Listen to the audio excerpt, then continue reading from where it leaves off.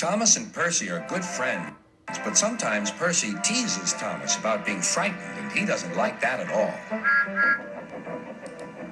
One evening, he was dozing happily, but Percy wanted to talk. "Wake up, Thomas. Are you dreaming about the time you thought I was a ghost?" "Certainly not. Anyway, I was only pretending to be scared. I knew it was you, really." Percy went on teasing him. "I hope the guard leaves the light on for you tonight." "Why?" asked Thomas. "I quite like the dark." "Oh, really?" exclaimed Percy. "I am surprised. I always thought you were afraid of the dark. I wonder why." Thomas decided to say nothing and went to sleep instead. Next day, Sir Topham Hatt came to see him. "I would like you to go to the harbor tonight. You have to collect something rather unusual." "What sort of something?" asked Thomas. "Wait and see," replied Sir Topham Hatt.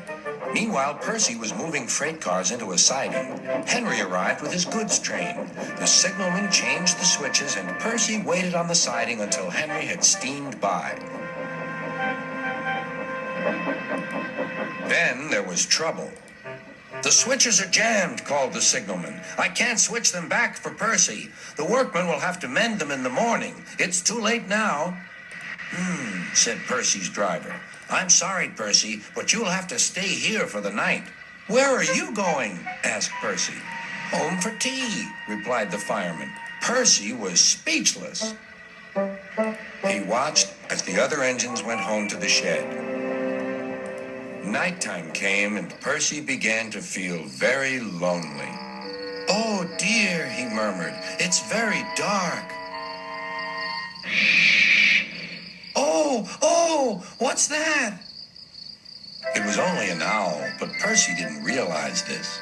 "Oh, I wish Thomas were here too," he sighed. Thomas was waiting for his mysterious load at the harbor. Suddenly, there it was. "Cinders and ashes," cried Thomas. "It's a dragon." "Don't worry," laughed his driver. "This dragon is made of paper. It's for the carnival tomorrow." Workmen lifted the dragon onto Thomas's low loader and put lights all round it for protection. Then Thomas set off into the misty night.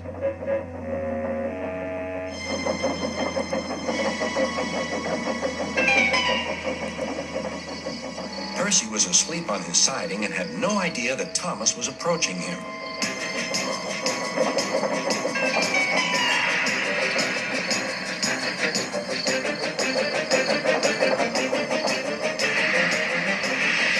Percy woke up with a start.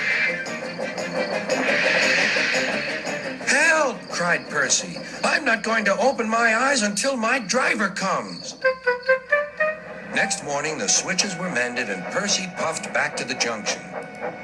Gordon was just about to leave with the express. "You'll never guess what I saw last night." Gordon was in no mood for puzzles. "I'm a busy engine. I don't have time for your games."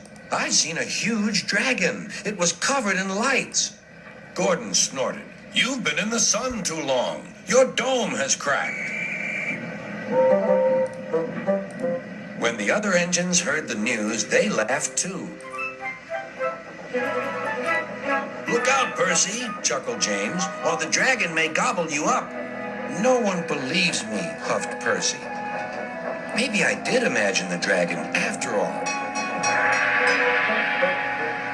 But Percy soon found out that he hadn't. "Help! Save me!" cried Percy. "It's all right," whistled Thomas, and he explained about the carnival. "By the way, how was your night out?" Percy decided to tell Thomas the truth. "Well, Percy," said Thomas, "maybe we do get scared sometimes, but if we're not afraid to tell each other, then that means we're quite brave, too."